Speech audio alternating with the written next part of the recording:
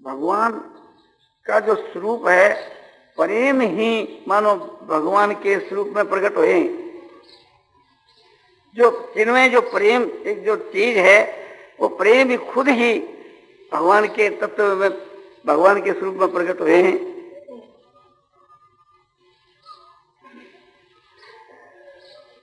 इसलिए हम कहते हैं कि भगवान सच्चिदानंद ब्रह्म ही सगुण साकार के रूप में प्रकट होते हैं।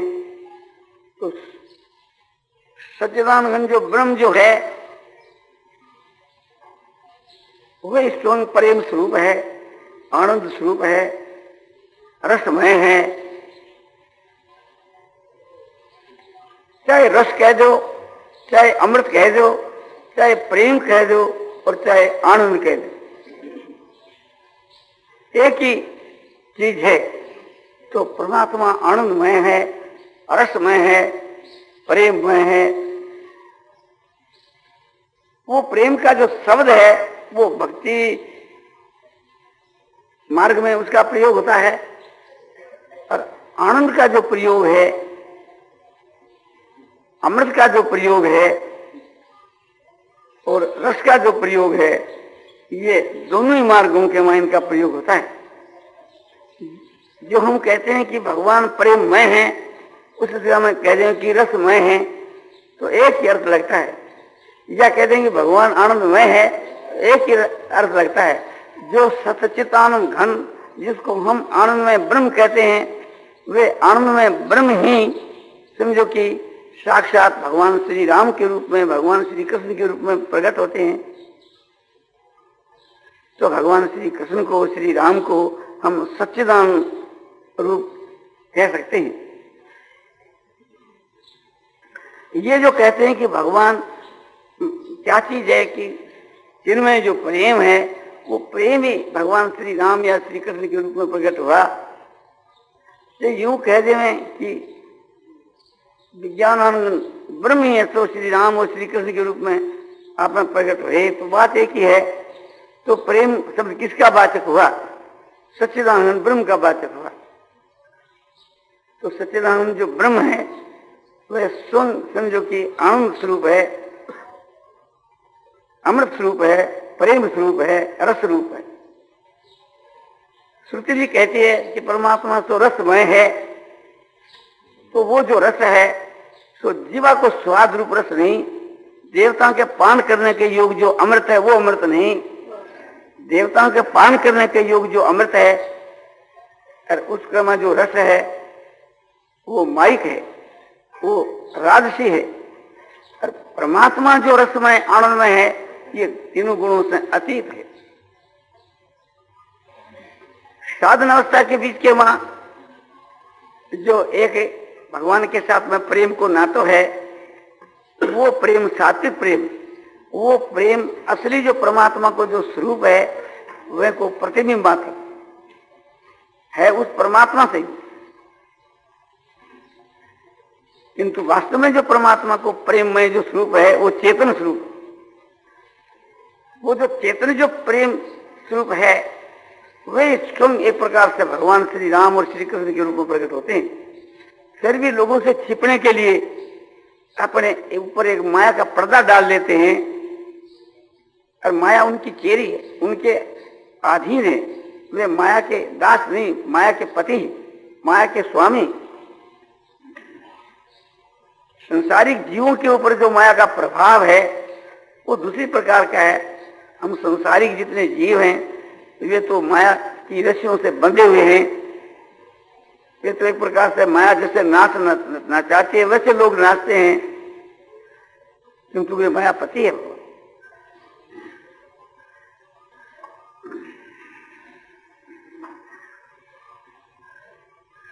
और वहां का जो विषय है वो तीनों लोगों के बाहर की चीज है, तीनों गुणों के बाहर की चीज है।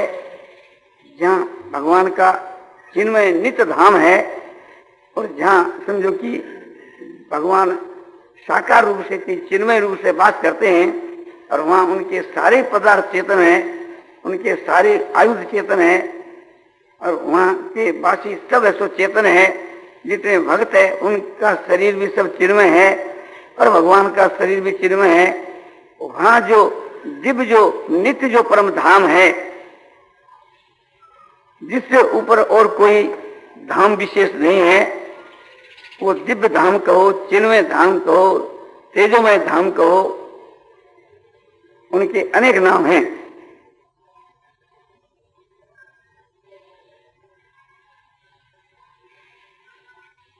वहां की जो धातु है वो चेतन है। वहां नाना प्रकार का रूप आकार होते हुए भी धातु से सब एक चीज है। जैसे सोना है, सोना धातु है और उसके सैकड़ों प्रकार के गहने हो सकते हैं, उनके सैकड़ों नाम रूप अलग अलग हो सकते हैं, किंतु धातु से विचार किया जाता है तो एक सोना है।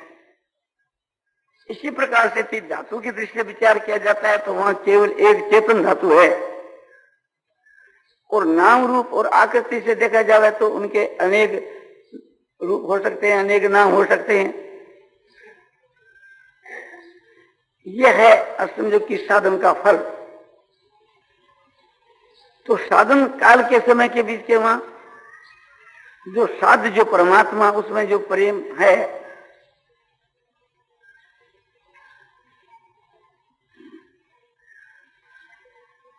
उसकी भगवान ने विशेष अपने प्रशंसा की है।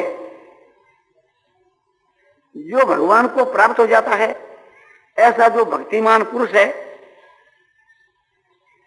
जिनके बीच के वहां भक्तिमान पुरुषों के लक्षण अक्षर से घटते हैं कि जैसे गीता की 12वें अध्याय के वहां 13 के श्लोक से लेकर के 19 के श्लोक तक जो बात बतलाई है कि अद्वेष्टा सर्वभूतानां मैत्री करुण एवं निर्ममो निरहंकार है, सम दुख सुख क्षमी इत्यादि, उन भक्तों के बीच में ये बात बतलाई है जो सबके मां द्वेष भाव से रहित है और सबके ऊपर जिनकी अपने विशुद्ध हेतु रहित दया है, सबके साथ में विशुद्ध प्रेम है और अहंकार रहित है, ममता रहित है, क्षमावान है, सुख दुख में सम है और हर वक्त आनंद के वहां मस्त है, संतुष्ट है।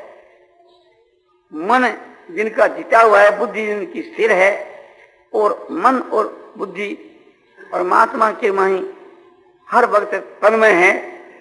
भगवान कहते हैं कि ऐसा मेरा भक्त मुझको प्यारा है।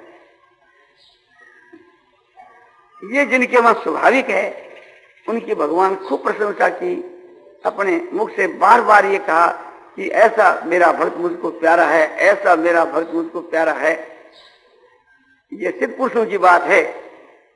किंतु दूसरा एक जो साधक है और इन गुणों को लक्ष्य बना करके इनके अनुसार बनना चाहता है, भगवान का प्रेमी बनना चाहता है, भगवान जिसको बार बार कहते हैं वह मेरा प्यारा है, वह मेरा प्यारा है, ऐसा प्यारा बनने के लिए उतारू हो रहा है, रात और दिन समझो कि उसी के मां लगा हुआ है।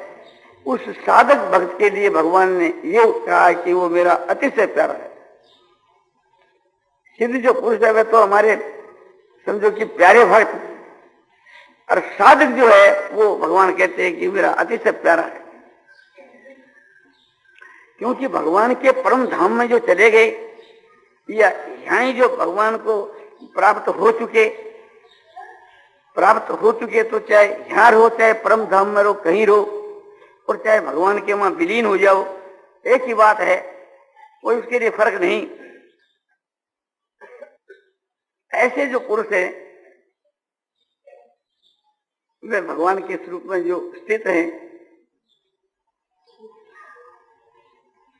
वह तो स्थित हैं, उनके लिए भगवान और क्या कम।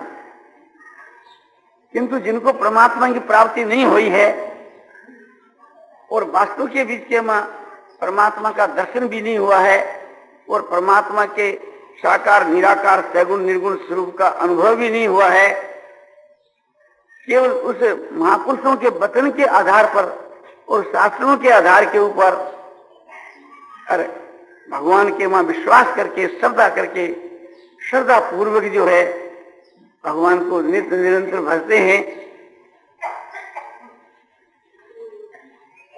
उनको भगवान अतिशय प्रियतर कहा।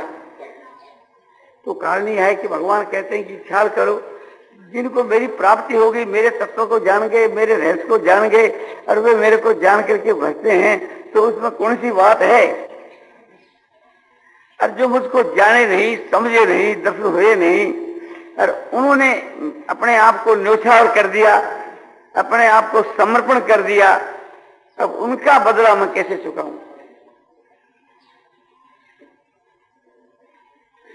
उनके भाव को, श्रद्धा को देख करके भगवान मुग्ध हो जाते हैं कि देखो एक प्रकार से थी, इन्होंने कोई मेरी प्राप्ति नहीं हुई, इन्होंने कोई जाना नहीं कि मैं कैसा हूं, तो मेरे विषय की बात सुनकर करके और समझो कि पुस्तकों में समझ कर करके, सुनकर करके और इनका इतना प्रेम, इतनी श्रद्धा कि मेरे लिए अपने आप को न्योछावर कर दिया।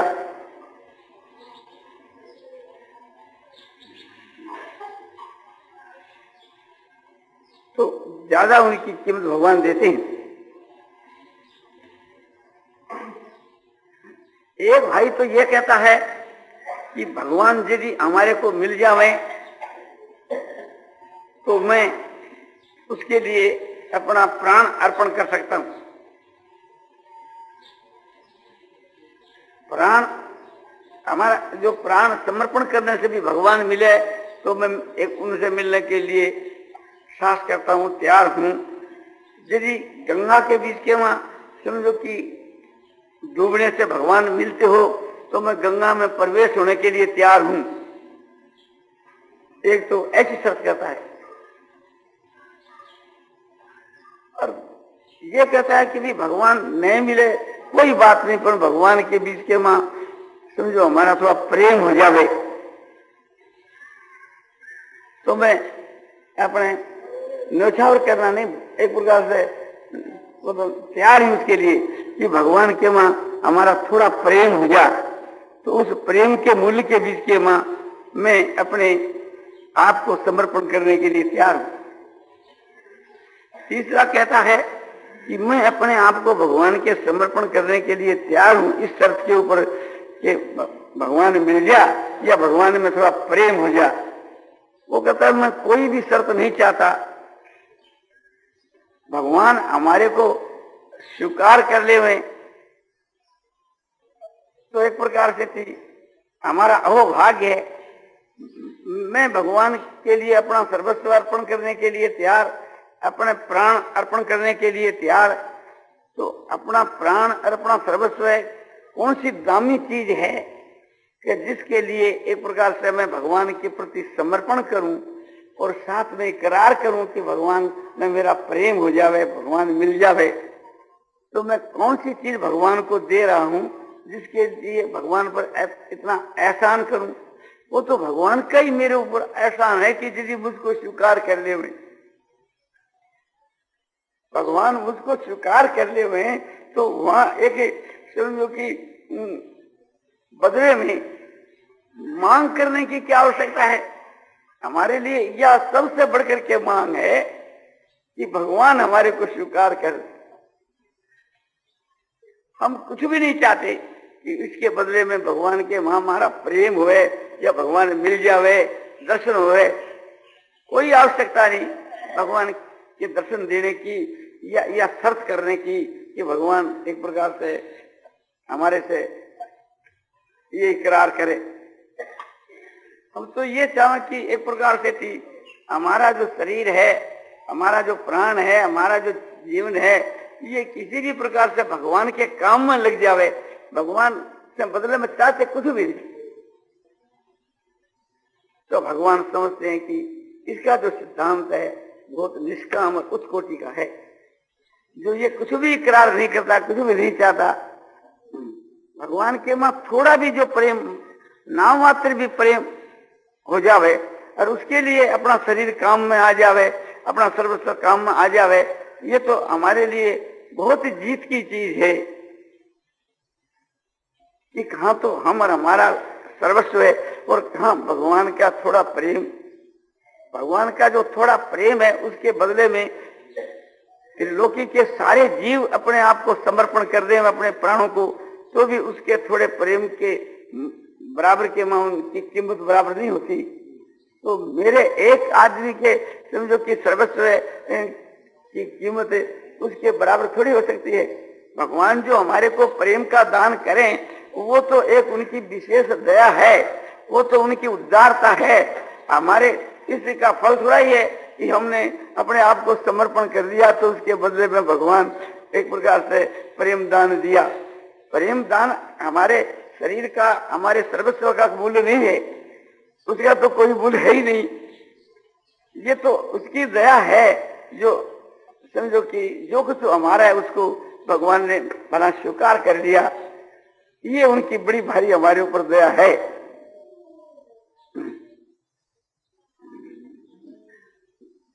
हम उसके अपना सर्वस्व समर्पण करें और ऐसा मन में भाव रखें कि हमने किसी भगवान को दिया और भगवान के ऊपर किसी एहसान करें, तो ये तो हमारी बेसमझी की बात है। तो यह बेसमझी एक प्रकार से हर एक भाइयों में रहा करती है। तो हम लोगों के मन हुए तो कौन सी आश्चर्य की बात है।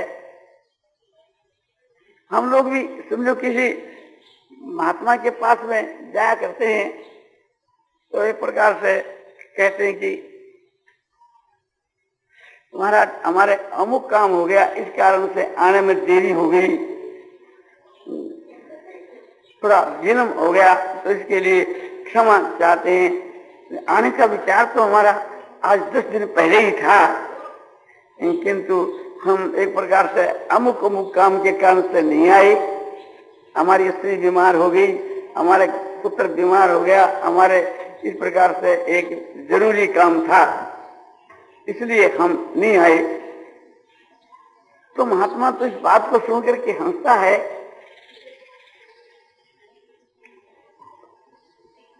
कि आकर के पहले आकर के हमारा और विशेष उपकार करते, अब थोड़ा उपकार करोगे। तो एक प्रकार से भैया तुम्हारी धारणा बहुत ही ठीक अच्छी है, दूसरी बार और जल्दी आना, बड़ी कृपा करी आपने।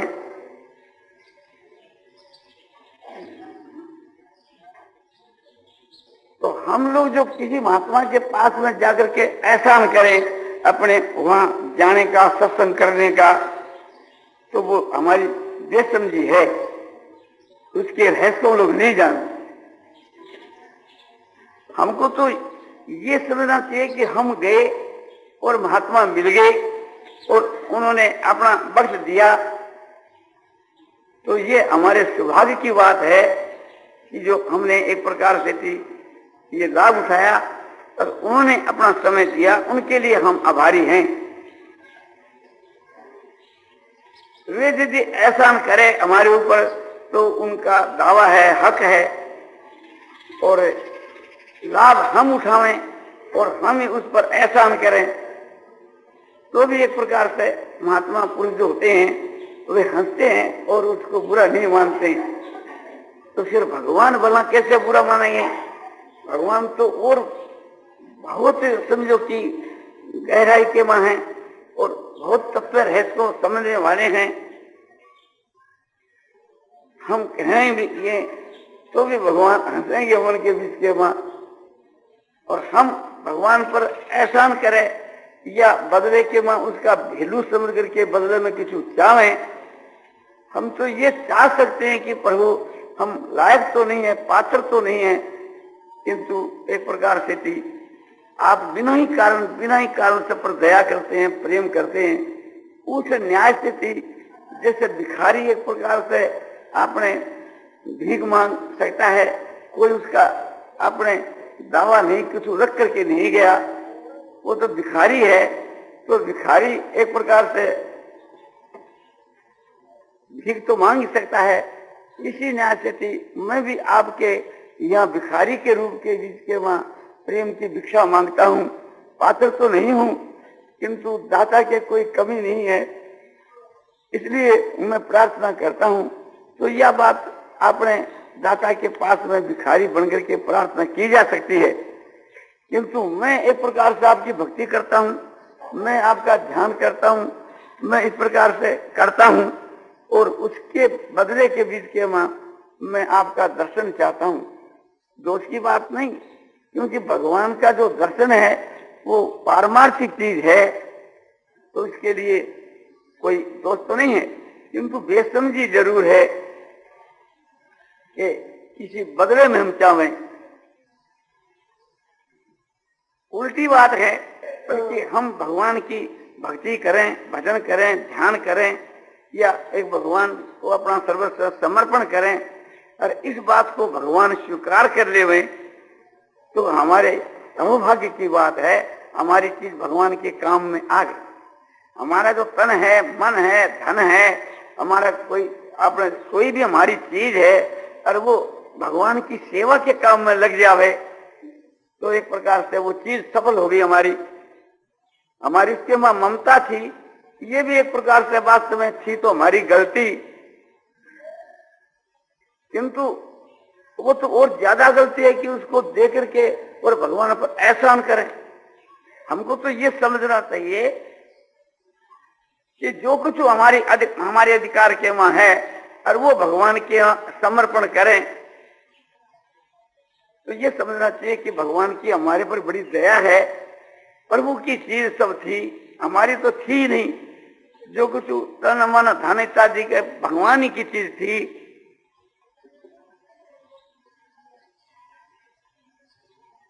हमने मूर्खता से थी अपने अलग कर रखी थी और एक प्रकार से भगवान से अलग हो रहे थे।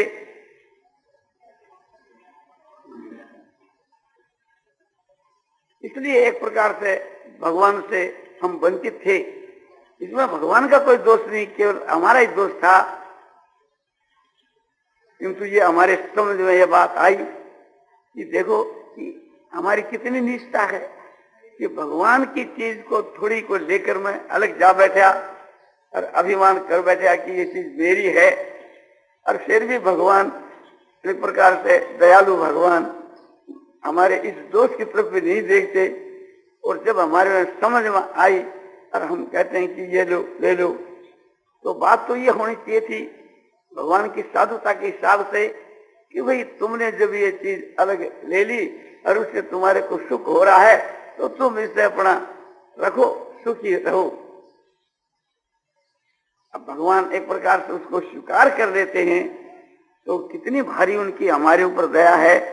उस दया के तत्व को थोड़ा गंभीरता से सोचो कि वो भगवान आपकी चीज है और आपकी चीज स्वीकार कर ली तो अपने सिर से बोझा दूर हो गया, हम हल्के हो गए और भगवान ने अपना लिया।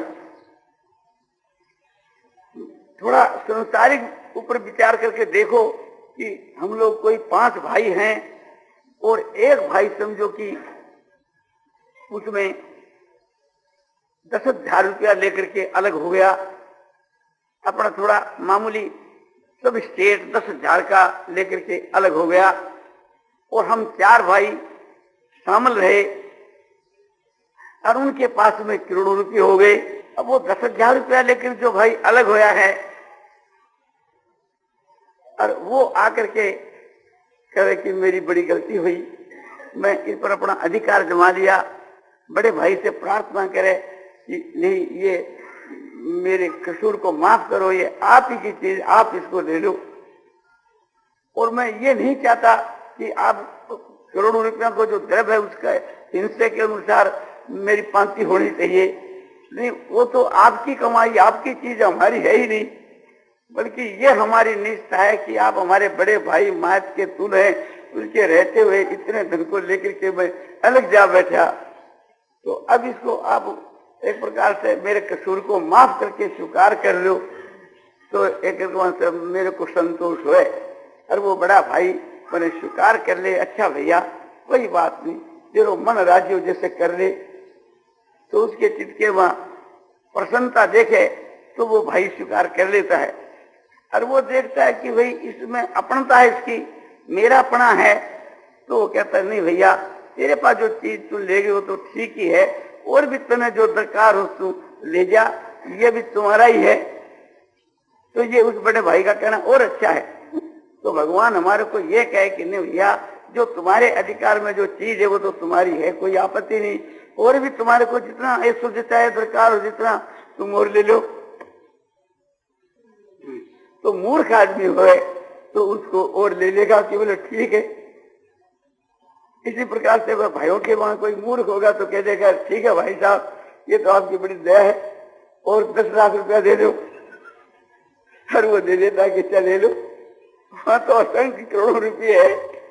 ऐसे भगवान हमारे को यदि और किसी दया करके देवे कि तुम ले लो, तो वो लेना हमारा समझो कि अनुचित है।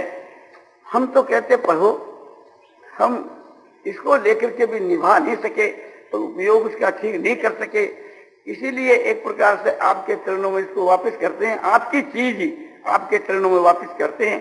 मेरी सामर्थ्य नहीं कि मैं एक प्रकार से निभा सकूं, मैं इसको निभा सकूं और मैं और लेकर के निभा सकूं।